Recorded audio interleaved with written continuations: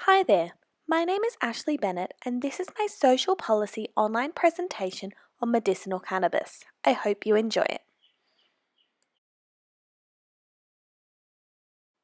Cannabis, which is often referred to as marijuana, is a plant that is typically grown for recreational purposes. However, in recent years, cannabis has also been legalized or decriminalized in numerous countries around the world. Results from multiple qualitative and systematic studies on medicinal cannabis consumption show that cannabinoids have many therapeutic benefits which can be used to manage various chronic health and mental health issues. However, medicinal cannabis is still not legal in all Australian states and territories.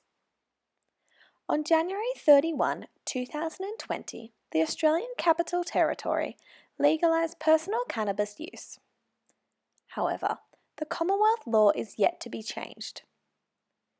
This means that although it is now legal to cultivate, possess, and use specific amounts of cannabis in the ACT, it has not been decriminalised.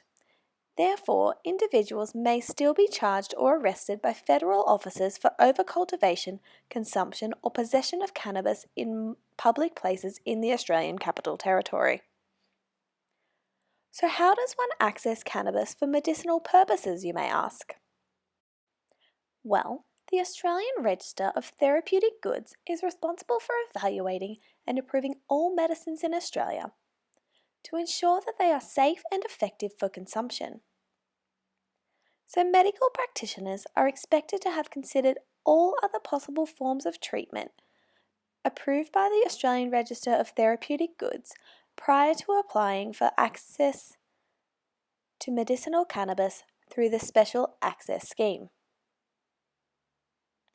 When applying for medicinal cannabis, the medical practitioner must specify the intentions of use.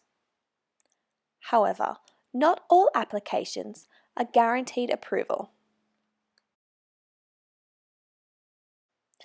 Therefore, in order to guarantee equal access to cannabis for medicinal purposes throughout Australia, a social policy needed to be developed.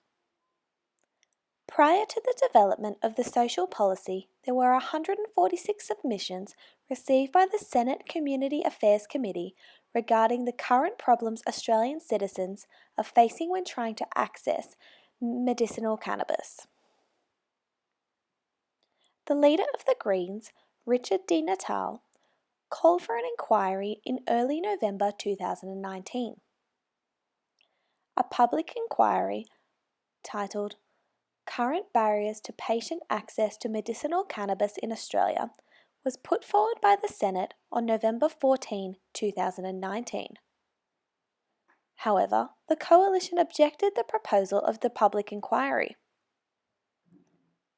Regardless of the Coalition's objection, the motion was still passed in the Senate. According to Breckenridge and Salter, 2018, public inquiries are typically developed to improve current social problems through public proceedings, submissions, and testimonies. There are 14 terms of reference or policy initiatives in the public inquiry relating to regulating therapeutic goods administration, special access scheme, authorised prescriber scheme and clinical trials, subsidising patient access through the pharmaceutical benefits scheme, equalising federal and state laws, using best practice models, ensuring all medical practitioners have access to prescription training, educating medical students on the endogenous cannabinoid system, improving access to information on the uses of medicinal cannabis for current medical practitioners, preventing access delays, shortages, and product substitutions, highlighting the current status of medicinal cannabis regulations in Australia, removing the negative impacts lack of access has on patient well-being,